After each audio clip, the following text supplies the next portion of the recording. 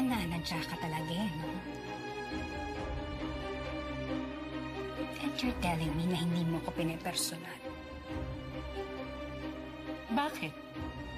Ano bang gusto mo? Credit? Yes, this is my project. I was the one who reached out to them. Pero nagbida-bida ka. Inaagaw mo pinaghirapan ko.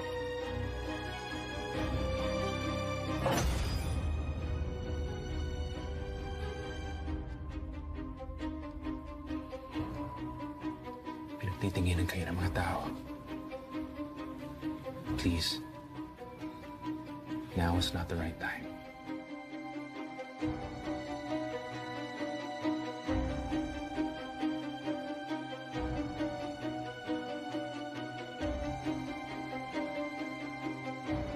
Then I'm excusing myself.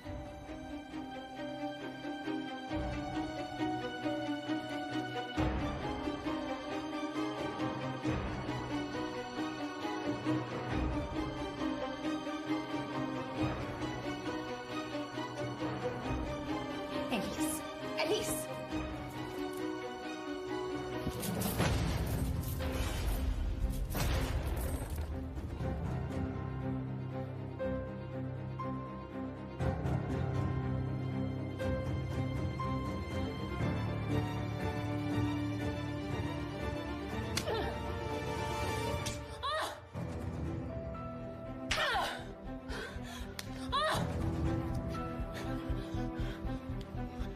Ngayon, sabihin mo sa akin, ano ang mas masakit? Yung sampal ko?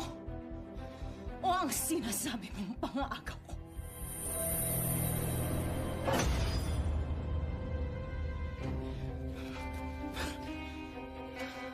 Di ba masakit maagawan?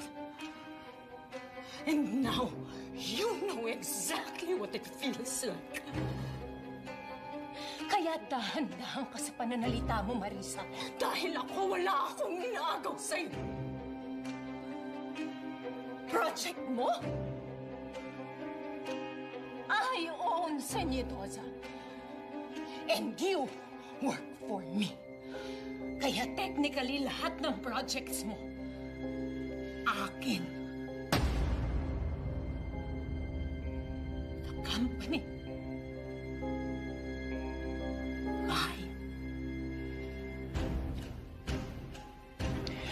The father of your child still mine. Lahat ng inaangkin mo at ipinipilit mong iyo ay akin.